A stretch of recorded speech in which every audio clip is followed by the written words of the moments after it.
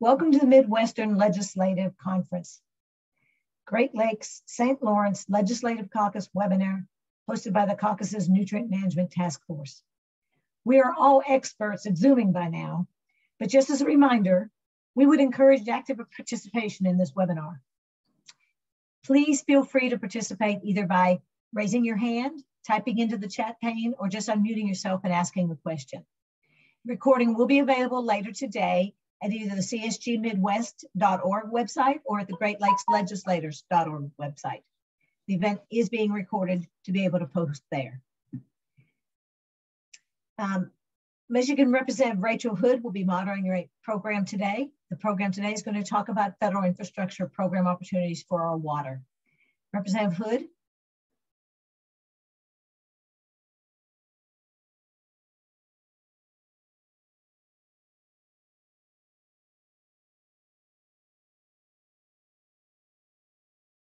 Can you unmute yourself?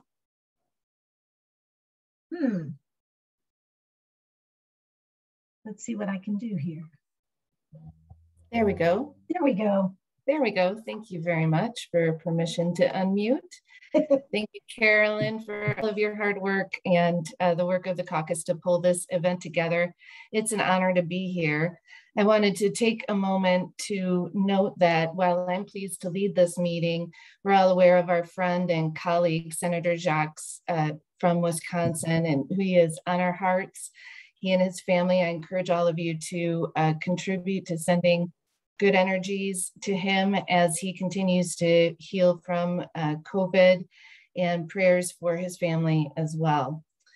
So good morning and welcome to the meeting sponsored by the Great Lakes Legislative Caucus Task Force on Nutrient Management, and focusing on a topic that hits home to the entire nation, but especially the Great Lakes and the Midwest, where we have a once in many generations opportunity to marry our water infrastructure priorities with national investments in climate resiliency, Great Lakes protection, and infrastructure for our Midwestern communities.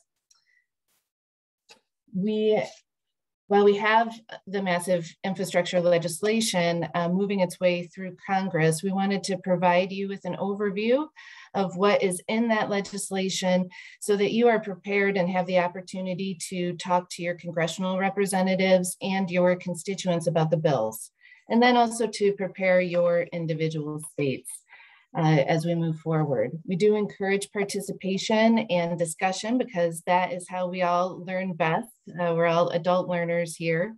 And please note that, like all of our meetings, this session is being recorded and the video will be posted to the website. Our speakers today come from both the Biden administration and the Great Lakes Commission, established by the Great Lakes Compact in 1955.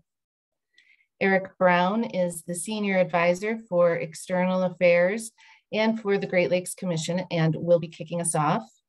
He will be followed by Kitty Richards, Director of the State and Local Fiscal Recovery Fund for the Department of Treasury. Then we will welcome Zach Schaefer, Senior Advisor for the EPA. And finally, Dr. Candace Valsing, the White House Office of Management and Budget's first Associate Director of Climate, Energy, and Environment and Science, who will be providing an evaluation of the OMB. Eric, the monitor is yours. Take it away.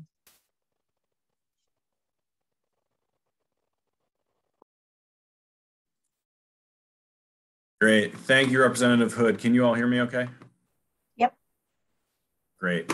Well, thank you for inviting me to be a part of this esteemed panel. I'm looking forward to discussing some of the water provisions that are included in the ongoing and still developing infrastructure package that is moving its way through Congress right now.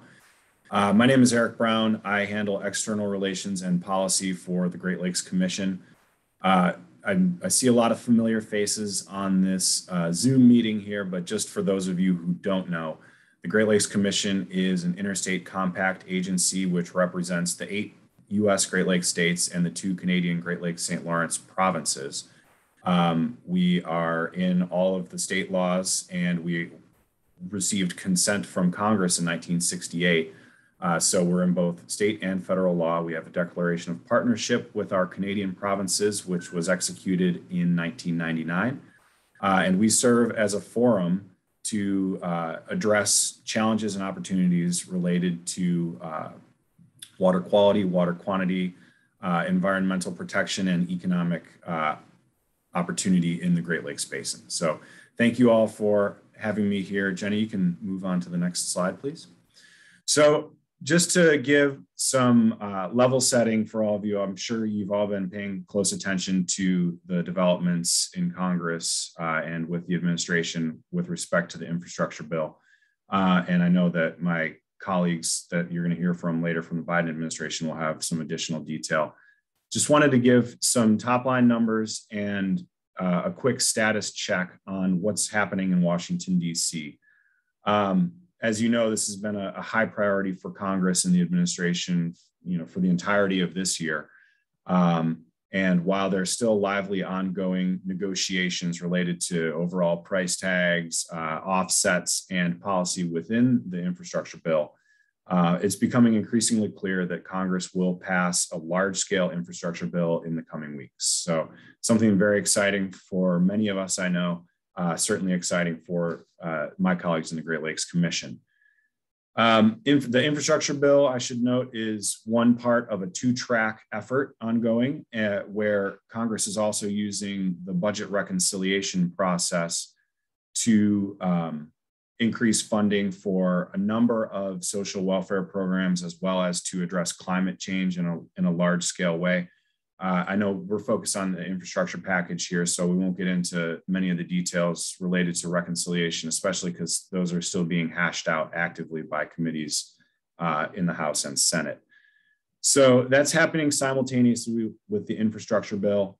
And I know congressional leadership intends for the two pieces to be complementary without significant overlap. So there's a lot going on, a lot of moving parts, but as Representative Hood said, this is a sort of a once in a generation confluence of events here coming out of Washington.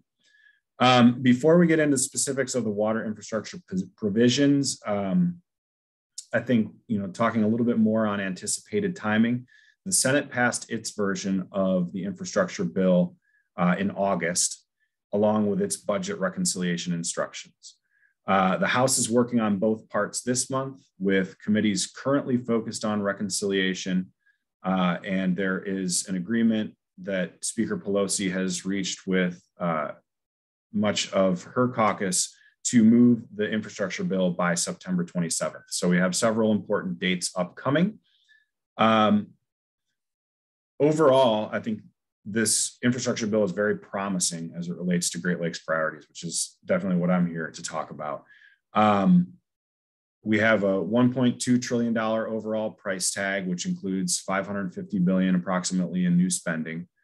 The water provisions, as you see, add up to about $55 billion.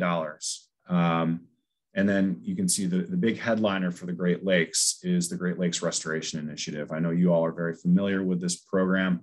It's been a wildly successful series of investments over a decade.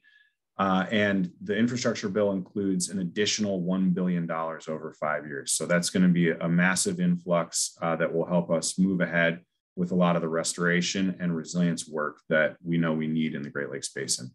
I know we're here to talk about water infrastructure, but I think, talking about the maritime provisions that are in the infrastructure bill is also very important to the Great Lakes Commission, as well as many of you. The infrastructure bill includes approximately $17 billion for port infrastructure upgrades. That's national. All these numbers are national, aside from the GLRI number.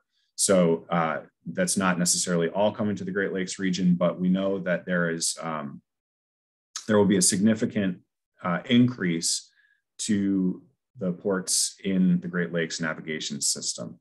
I think many of you are probably aware the Great Lakes system has received about 12 or 13% of Harbor Maintenance Trust Fund spending over the last couple of years, and we're moving that to a statutory provision. So the Great Lakes are very well represented in this type of investment, and we're very excited about the opportunities that that will present.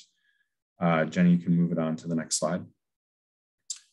And before I get into these, I guess I should step back. GLRI, I think, just to clarify a few things, the GLRI investment of $1 billion that's included in this infrastructure package is additional to the regular annual spending that Congress appropriates for GLRI. So we have $330 million appropriated for FY21. There is $375 million authorized for FY22. And I should note that the president's budget request included $340 million in its request for FY22. It's the first time we've seen the president's budget request an increase in some time, so we're very excited about that. Although the Great Lakes Commission will still be pushing for the fully authorized amount in our advocacy with Congress. The authorization over the next 5 years increases GLRI by $25 million each year. So we're looking at an overall authorization incrementally increasing to $475 million for FY26. That's, just with those authorization increases, we'll certainly be able to make really important investments and a lot of additional progress related to Great Lakes cleanup, AOCs, habitat restoration, invasive species prevention and monitoring, addressing harmful algal blooms, all the stuff that I know this group cares a lot about. And then the even better news is that with this infrastructure package as it's currently structured, with the additional $1 billion over 5 years, that's $200 million each year over the next 5 fiscal years, in addition to the previously authorized amount. So we're looking at a massive increase for GLRI. I know that'll mean a lot to each of your states. The Great Lakes National Program Office, which I know each of your state agencies work closely with, will certainly have its work cut out for it in terms of allocating these funds. But we know that there is significant need, especially with relation to the areas of concern program.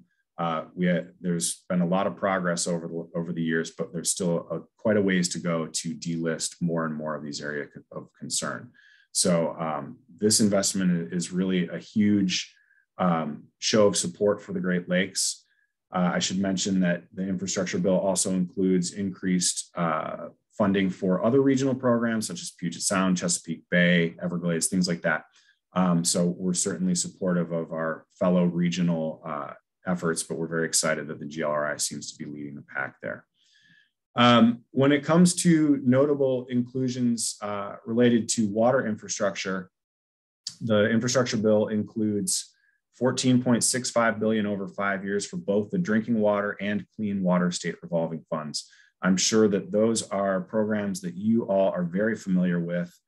These are revolving loan funds that are allocated to each of the states, and the municipalities and communities within your states work with your state agencies to utilize these funds for infrastructure upgrades for both drinking water and clean water, so wastewater and sewage, things like that.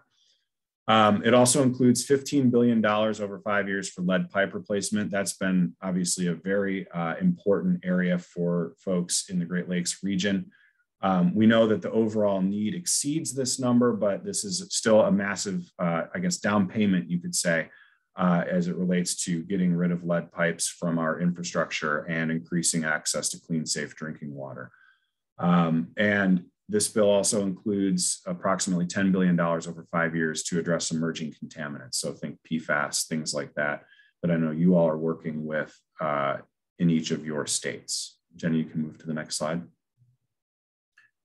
The infrastructure bill also includes some really innovative provisions related to resilience. We know that's been an ongoing and emerging issue throughout the region, something that the Great Lakes Commission is looking at very closely and working with each of your states on. And I know that your next Burkholz Institute is related to coastal resilience. I think there's a lot of energy in this topic area right now within the region. And we're excited about the investments that the infrastructure bill will provide to help move forward in terms of resilience to climate change. The FEMA BRIC program, which is it's a resilience program, is slated to get an additional $1 billion over 5 years. This is essentially your pre-disaster mitigation funding. This is a hugely important program. Your state emergency managers will be the ones that coordinate the grant requests for these. So I know you'll want to work with them. Hazard mitigation loans from FEMA are $500 million over 5 years, and the National Flood Insurance is slated to get $3.5 billion over 5 years. So we see a clear direction from Congress and the administration to invest in resilience, especially on the front end, as we're seeing increased disaster events and increasing price tags that come along with them. It's notable that the administration and Congress are looking to plus up funding for prevention that will help reduce the overall costs in the out years for each of these, as we continue to see increased storm events, disasters, et cetera.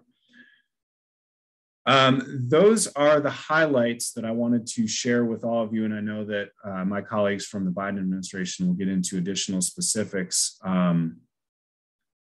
Representative Hood, I don't know if you want to do questions now or at the end, but I think that concludes my portion of the remarks.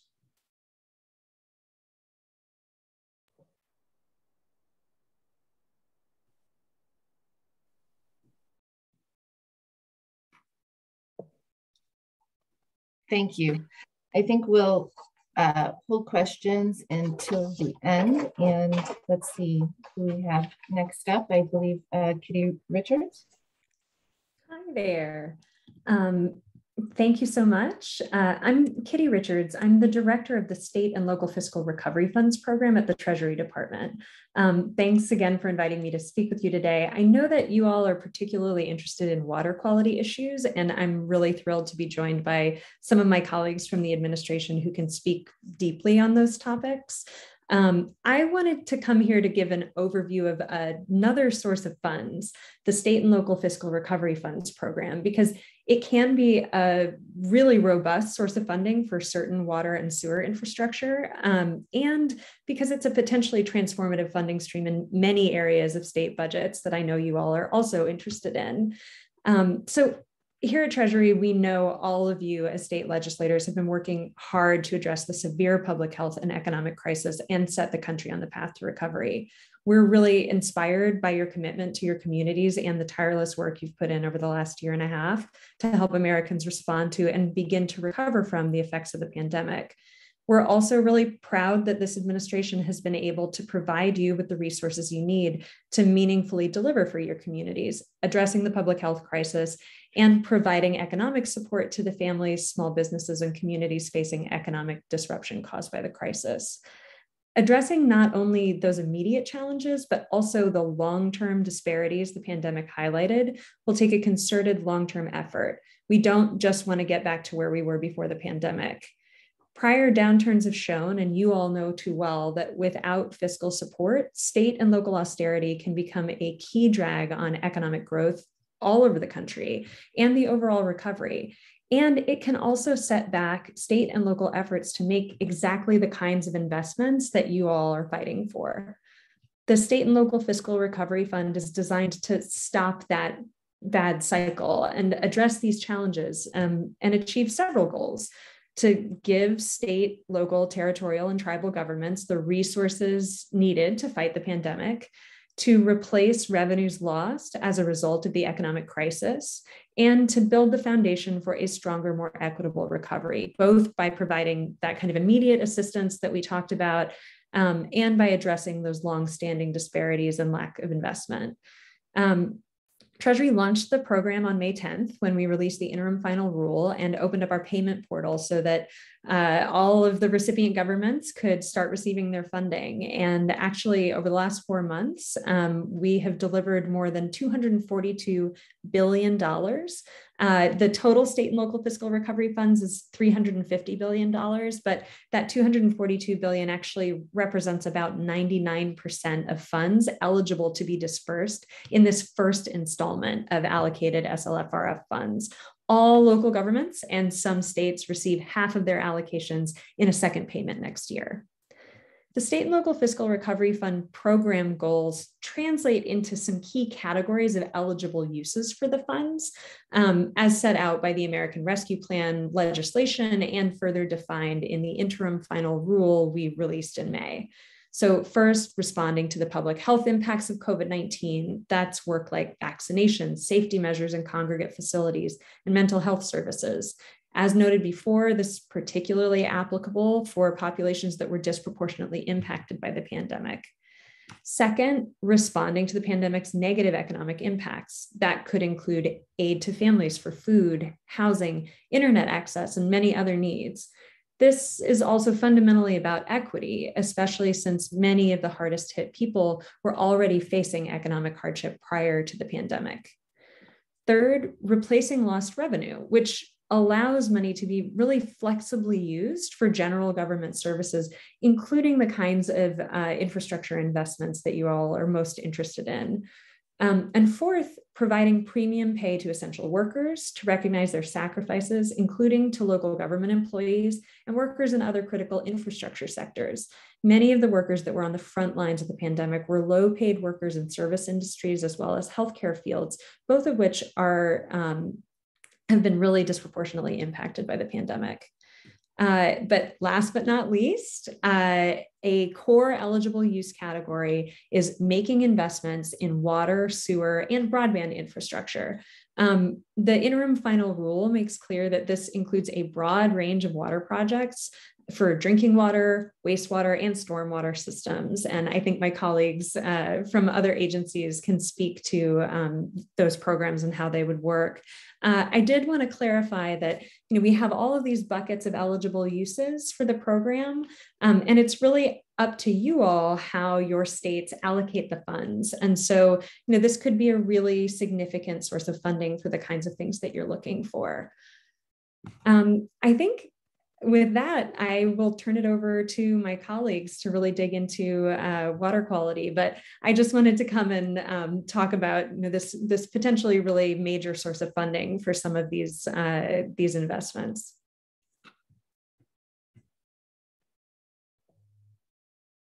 Thank you so much, Kitty. We really appreciate your insights. And yeah, this is a moment where we may be able to shift some of the demands that we see in our communities to these funds, and then go further into future projects facing resiliency with the funds that are just being negotiated now in Congress and coming later for infrastructure and coastal resiliency, et cetera. That's wonderful. All right, next up we have Zach Schaefer. If you want to pop in, Zach, we'd appreciate it. Thank you. Hi, I could just do a quick sound check. Everybody can hear me? Excellent. Well, thank you for the invitation and good morning. It's really a pleasure to join all of you as Representative Hood or Maeve and Eric at the beginning mentioned. I joined EPA's Office of Water this summer and serve as Senior Advisor in the Office of Water, where my portfolio includes infrastructure investment, climate change, resilience, and a number of other issues.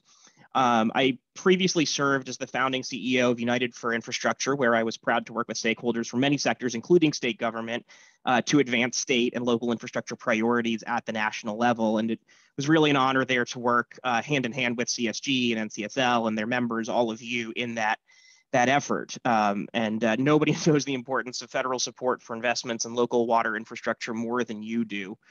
You are so intimately connected to your communities and aware of their needs, the net positive impact of affordable, reliable, clean, and safe water on families and local economies. And likewise, you're so close to the devastating impacts of water stress, of too much water, too little water, unsafe water. And I know from my experience working with state legislators in the past that you are people of action and you're pushing the ball forward identifying problems, whether it's lack of access to clean water or emerging contaminants or barriers to parks and green space, and you develop real solutions. And for all those reasons, states and state legislatures are so often the laboratories for innovation that we look to, and where we've learned so much that's informed work at the federal level. So thank you for your work, and thank you for inviting me to be here. I'm excited to share what we're doing on infrastructure, and hopefully in the Q&A to not just respond to your questions, but to learn from you about your needs and your ideas to help get the communities you represent the support that they need. So I am going to pivot to infrastructure. I apologize. I understood that it was, I don't have a lot on water quality here. What I do have prepared is on infrastructure. I hope that is what the request was. So as we've been discussing, this is a moment for infrastructure. Kitty talked about the American Rescue Plan. Eric talked a bit about the IIJA or the BID or the BIF as it has been over previous versions. And as you may be aware, or as you are aware, the Senate has passed it. It's awaiting vote in the House. And if passed, this bill will deliver through EPA the largest investment in water infrastructure in American history. It appropriates nearly $50 billion for water infrastructure, the vast majority of it directly to states through the Clean Water and Drinking Water State Revolving Funds. The SRFs are historically the largest federal water investment vehicle, and the leverage, the low interest rates, and the subsidies that they provide are an essential asset to communities across the nation. The IIJA is a significant surge in resources to the SRF programs and to our WIN grant program, which I can speak to as well. And this is exemplary of the partnership between EPA and the states. As many of you are likely aware, each state plus Puerto Rico has its own SRF, its own state revolving fund. And these federally appropriated funds will flow based on a formula directly to those state SRFs.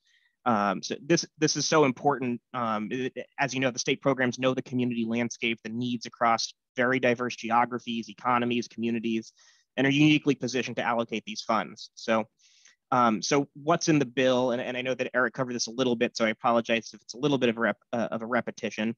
The bill includes, I think we have slightly different final numbers than what Eric shared, and Candace, if you can confirm or deny when you come in after. I think where we landed in the Senate version is 11.7 billion to the Clean Water SRF and 11.7 billion to the Drinking Water SRF. That's of course augmented by the fact that those funds do have a modest state match. Congress lowered it, to make it easier to access and use these funds. But they are revolving funds. Some of the funds, and I'll talk about this in a second, can be given out as grants and loans, or as grants and 100% forgiveness loans. But to the extent that these are given out as loans, that money will continue to circulate and recirculate within the state water programs for quite a while. And that's really one of the powers of the SRF program. As I mentioned, to ensure that these funds are accessible to all states, the Senate has proposed reducing state match to 10% for these funds. And because we know that many communities may have smaller systems, lack the credit standing to compete for loans against other peers in their states, or that state SRFs frequently don't get all the way down their list of projects in what they call their intended use plans to many of the smaller and disadvantaged systems, we're really excited that 49% of these funds can be given out as grants or 100% forgiveness loans. Now, in addition to those two appropriations to the traditional SRF programs, the bill critically also appropriates, as Eric shared, $15 billion for lead service line replacement, making good on President Biden's commitment to tackle the nation's lead crisis once and for all. And all of these funds can be used for grants and 100% forgiveness loans. There is no state match for them, and they can be used to replace the complete lead service line and for associated activities like mapping and inventorying where those lines may be in communities that haven't yet done that work. The bill also includes $10 billion for emerging contaminants, such as PFAS, spread across both SRFs and the Water Infrastructure Investment for the Nation, WIN grant, Small and Disadvantaged Communities Grant Program. Those all likewise have no state match requirements. In particular, these funds will enable EPA to support communities currently facing or at risk of facing contamination from PFAS in drinking water and wastewater. And then lastly, the bill includes nearly $2 billion for our geographic programs, one of the largest of which is the Great Lakes program.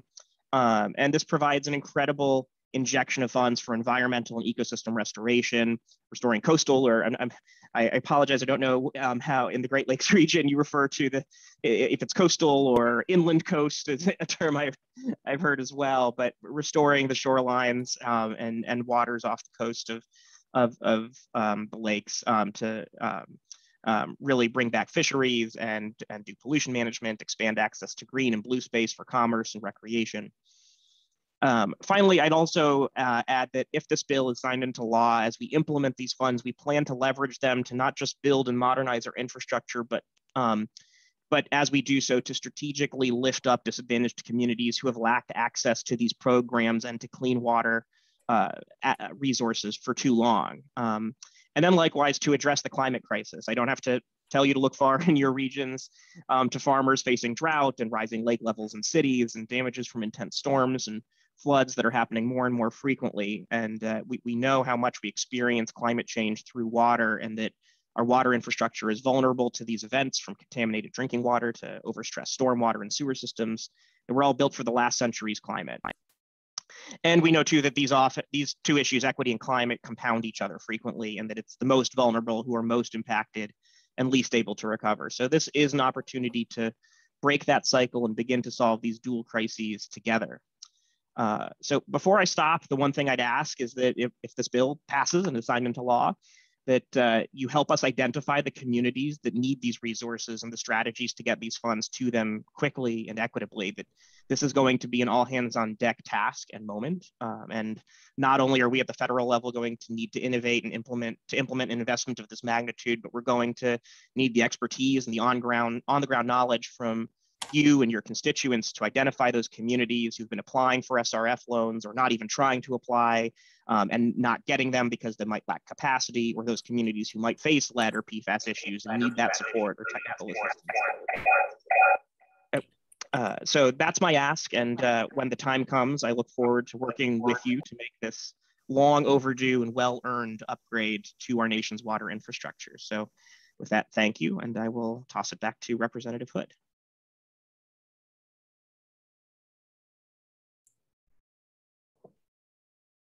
Thank you, Zach. That was really helpful and great to understand the EPA's focus on this work moving forward. And now we'll turn it over to Dr. Candace Valsing, the woman many of our speakers have referenced, joining us from the White House Office of Management and the budget's first Associate Director of Climate, Energy, and Environment Science, will be providing the OMB evaluation. Thank you, Representative Hood, and thank you for inviting the Biden administration to speak today. As you said, so my name is Candace Valsing. I cover climate, energy, environment, and science at the White House Office of Management and Budget. I'll be brief today. We've had a lot of great speakers and want to get to your questions here. So I hope that we've convinced you that the Biden administration is committed to protecting and restoring the Great Lakes. I just wanted to reinforce from the White House that we understand the unique value that the Great Lakes provides to Americans, from economics to commerce, being the largest freshwater system in the world. And personally had some time to, I'm from New Jersey, but didn't fully realize that value personally until my mid-20s, when I got to spend some time volunteering in Milwaukee and staying at a friend's house on the lake. And so I definitely appreciate and have experienced that in person. And so just wanted to share that you guys are a lucky bunch. So today we provided a number of examples across the government that the efforts the Biden administration is taking to invest in infrastructure, in particular water infrastructure. As the president said, and other people have noted, we're at an inflection point. We must demonstrate to the world that our government can deliver for the American people. President Biden's American Jobs Plan is a once-in-a-generation investment in our nation's future. And through the enactment of that and the bipartisan infrastructure bill, we can make a real framework and a real difference for communities in the Great Lake and beyond. We appreciate that there is still much work to do and look forward to being your partners as we advance. You've heard examples from the IIJA and how that will help the Great Lakes to, for example, from Army Corps investments to what Zach mentioned about the robust EPA investments, which, yes, Zach, your numbers are correct. It gets to be the budget nerd sometimes. You've likely read about the initial committee bills that are that have been released this week from the House on budget reconciliation and how those investments will support water infrastructure generally and in the Great Lakes. And of course, our FY22 budget request, which is near and dear to my heart, makes very large investments in water infrastructure, including in the Great Lakes as well.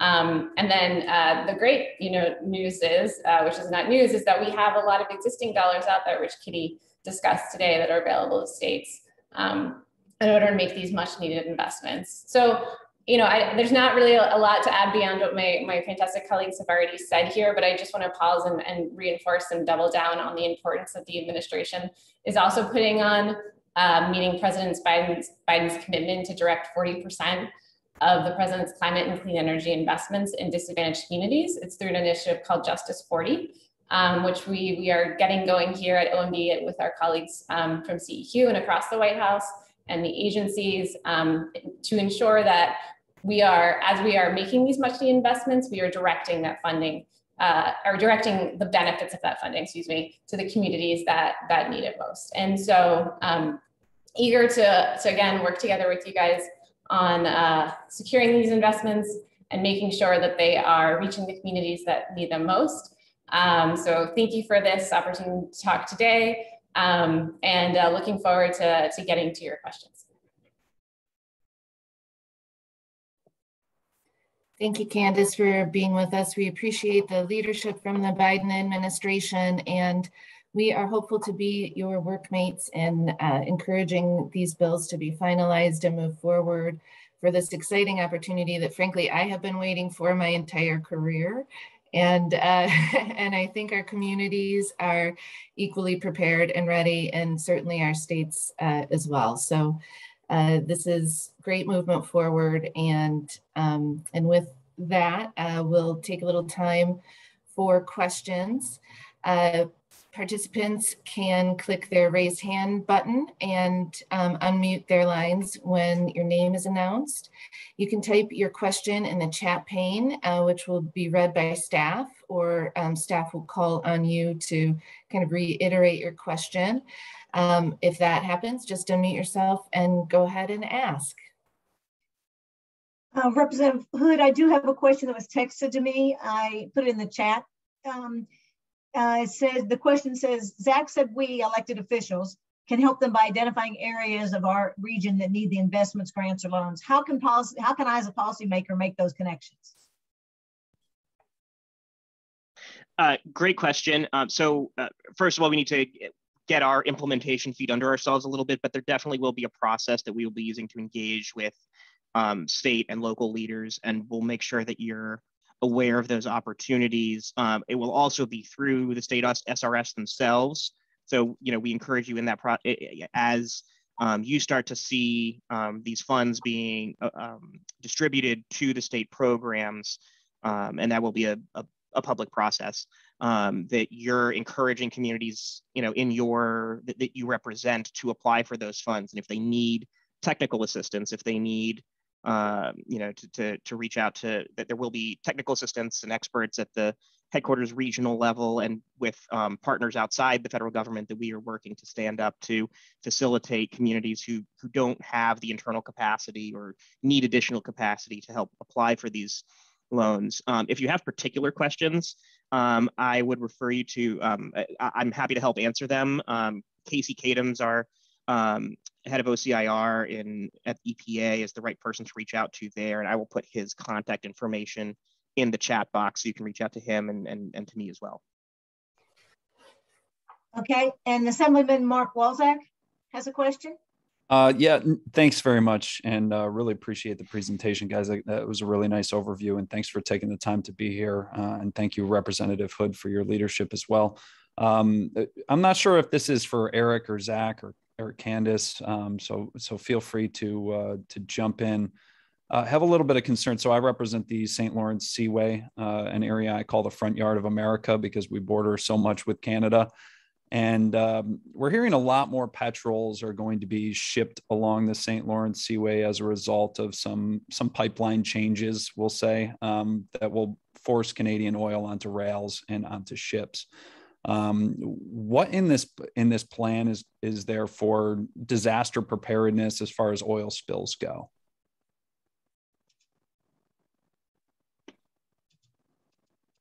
Candace, if I will admit to that not being in my portfolio. Candace, do you have any information on that? Can you hear me? Yeah, can hear you. Okay. Thank you for that question. It's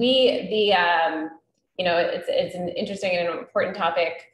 The plan makes around $50 billion of investment in climate resilience. And so there are a number of activities under that in terms of increasing resilience generally. To your question specifically, I think while there is in the IIJA, if I'm remembering correctly, I'm not sure that there is a specific investment in the detail that you have provided, but there are a number of investments that would be aligned. So happy to follow up offline, learn a little bit more about your concerns and how we can, I can provide a better answer there. Yeah, absolutely. And I'd be happy to connect with you offline. Thanks very much. Sure, yeah. I think there's also a provision in a previous Coast Guard authorization that was related to oil spill preparedness in the Great Lakes, including the creation of a Center of Excellence for Oil Spill Preparedness, which was a Gary Peters proposal from Michigan. So that's an area that you can look toward that Congress has already addressed in a previous bill. Yeah, and speaking of Peters, one of the things that was included was the Storm Act, which makes much needed, resilience investments. Okay, thanks very much. Great, thank you. I have a quick question around groundwater. We know that in Michigan, we're starting to see some red flags related to groundwater supply overuse that has accumulated over time. Then further complicated, obviously, by the PFAS issue and our, the exposures in our groundwater supply. In addition to the important $10 billion investment in emerging contaminants, are there resources for groundwater mapping, for enhancing groundwater management practices at the local watershed level, in possibly county or regional government organizations? That question might be for Zach at the EPA. Yeah, I don't have a ready answer to that, but I would be interested to go find one, and also to find out if this is more. We work very closely with the U.S. Geological Survey at the Department of the Interior on water quantity and quality, and quality is in the EPA shop, quantity is in the GS shop, and so the mapping and data equities are spread across both our agencies. So. Is this a question from you or one of your members? I want to make sure I can get back to the person who's asking the question. This is my question. This is your question. Okay, so I will make sure to get back to you with an answer to that. Great. I'll throw my contact information into the chat for you, Zach. Thank you. Thanks.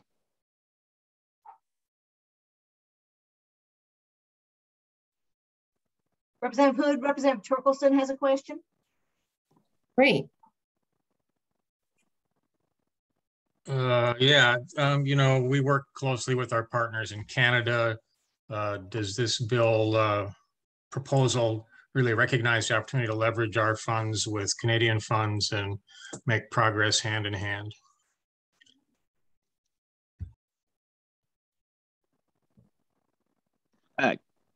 Candace, could I lean on you for that one? Sure. I mean, the funding in this bill should be leveraged, generally across states, across counties, to the extent we can leverage across nations. The goal is to make our infrastructure better, so our economy works better, create jobs, protect communities. So happy if there's a more detailed program that you guys are interested in learning more about, and opportunities for collaboration. Happy to learn more about it and provide a more detailed answer. But in general, we're hoping that this funding will help create jobs in America, will help leverage opportunities as well overseas. Yeah, if I could just add to that too. I mean, I think obviously, this funding is going to be restricted to allocation in the United States, but we know that investments in the Great Lakes system have binational impacts. So I think, this is definitely a strong signal of U.S. commitment toward protection and restoration in the Great Lakes. And I know that this administration works closely with the Canadian government, and that each of your states work with the provinces on subnational agreements and things like that. So I think, this is one of those lift all boats moments where, the investment on the U.S. side is definitely going to pay dividends on the Canadian side, and hopefully catalyze some additional investment from our friends in Canada.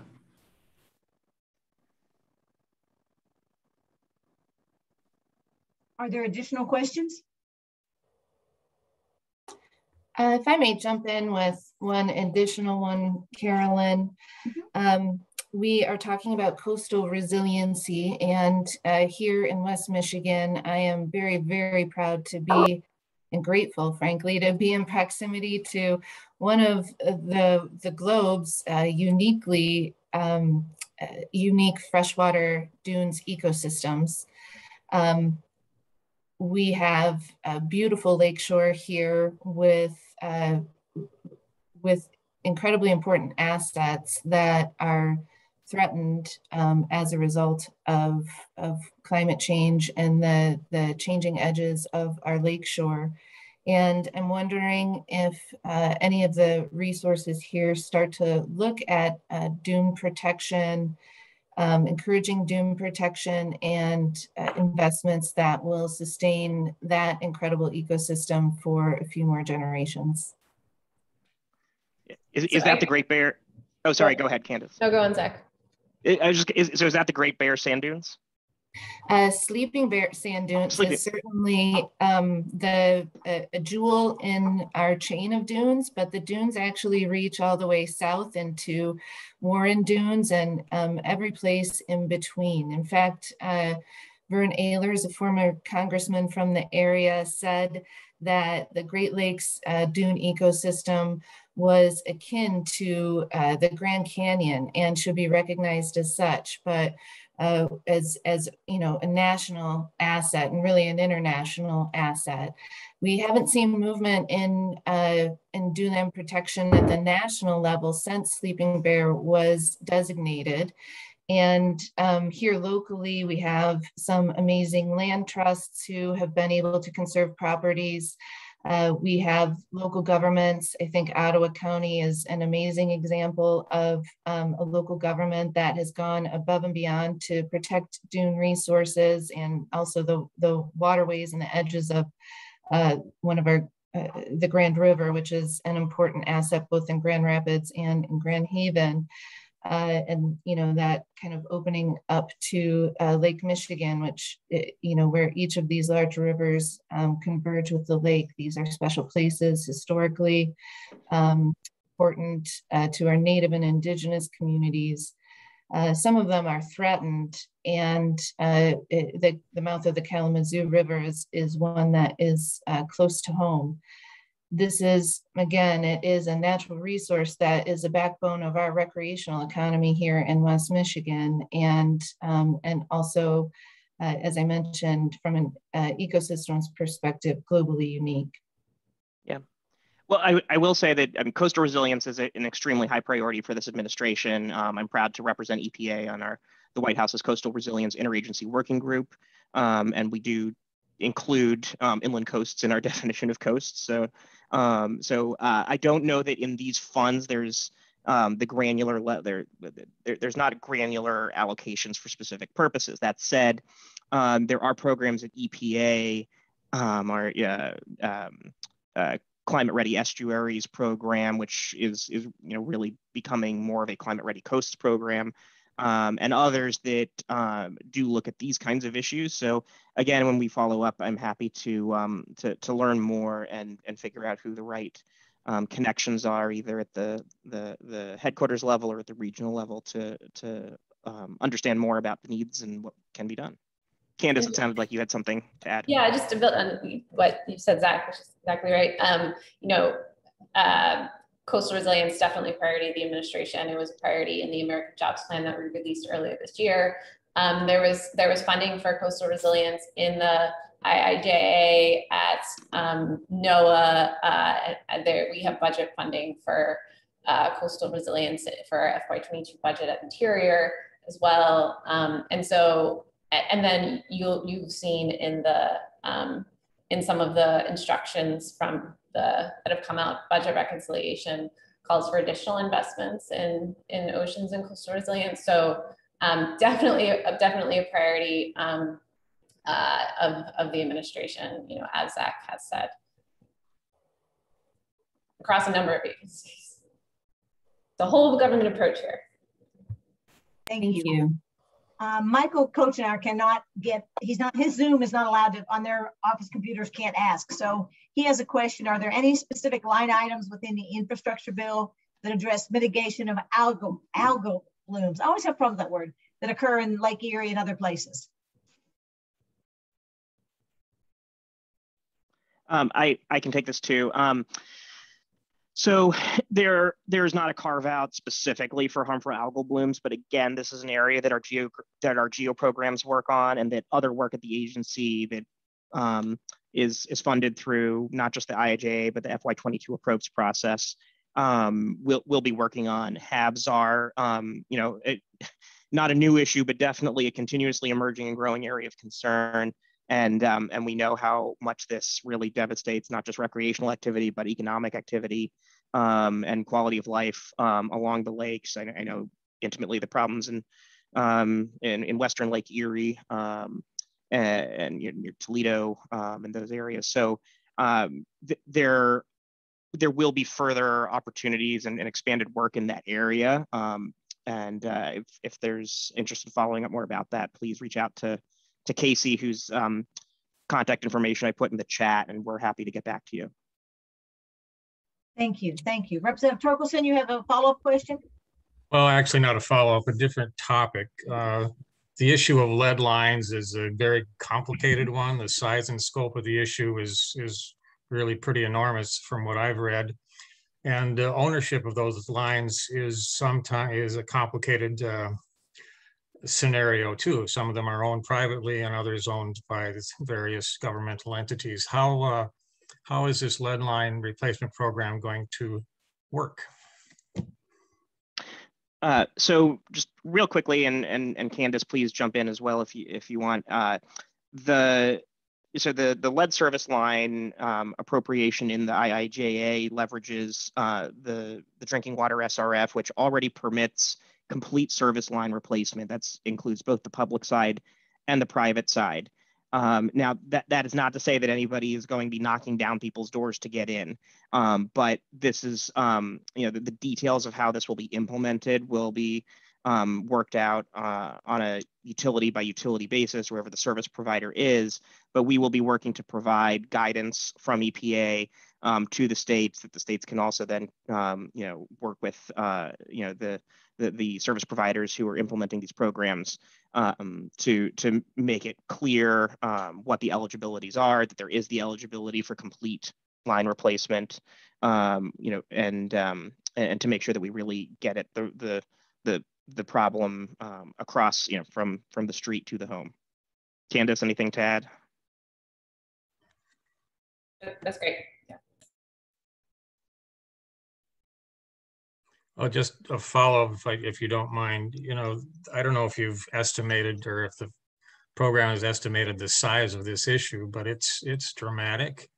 And I'm afraid we're going to do just be able to scratch the surface unless we coordinate very effectively with existing programs. I'm also concerned about rewarding states and localities that haven't done anything, whereas others have been making steady progress on this issue over the last number of years. No, Representative. Oh, go ahead. We have Matt Dawes has a comment he's from the Great Lakes and St. Lawrence Cities Initiative. You have a comment you wanted to make sure everyone heard, Matt? Yeah, I just wanted to note, can you hear me? Yes. Okay, I just wanted to note that with regard to coastal resilience funding, the House Natural Resources Committee just yesterday approved their portion of the budget reconciliation package. And among other things, it includes $9.5 billion for coastal resilience projects and activities. So this is obviously, you know, if it moves forward, would be a huge accomplishment for everybody concerned about getting additional resources in this area. So we just encourage everybody to weigh in with their members of Congress supporting this funding, particularly in the Senate. The expectation is that the House bill will go over to the Senate. And then, of course, as you may all know, there likely will be pressures to reduce the funding levels. So I think the more that our congressional representatives can hear from us about the importance and the need for this kind of funding, the better.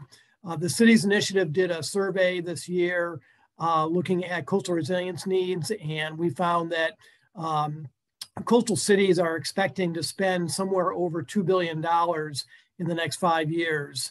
And that's probably a conservative estimate. So there's a huge need in our region and, of course, in the rest of the country. So I think we should do what we can to support that funding. Thank you. Thank you.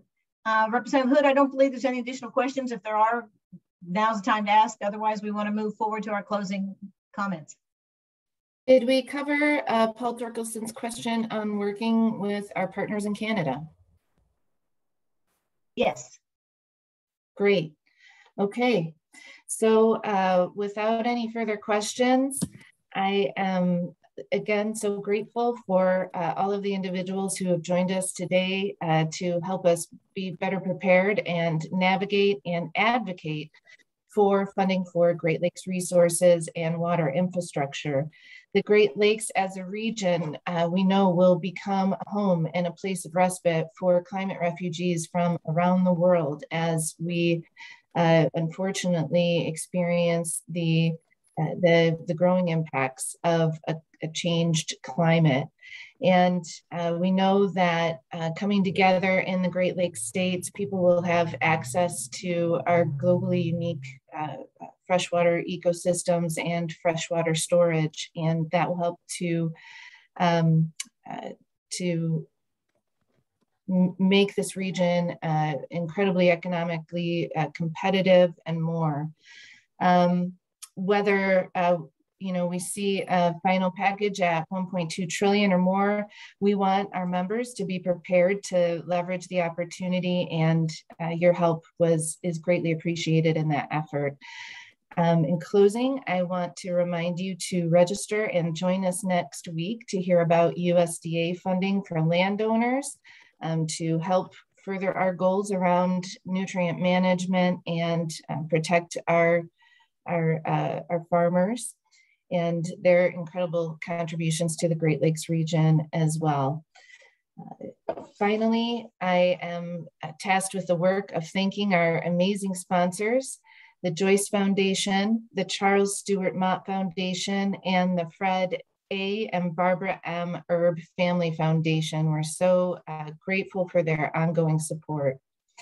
We receive a great amount of investment from these foundations, and the recognition and partnership that state and provincial leaders have with these organizations as vital stakeholders are incredibly important to our work as policymakers. Thank you again, and we look forward to seeing you next week to talk about the USDA. Thank you very much, Representative Hood and all of our attendees. This will be available on the Great Lakes GLC website and as well as on the MLC website. And you'll see that Laura has put those up in the chat room. We'll see you next week. Thank you, everyone.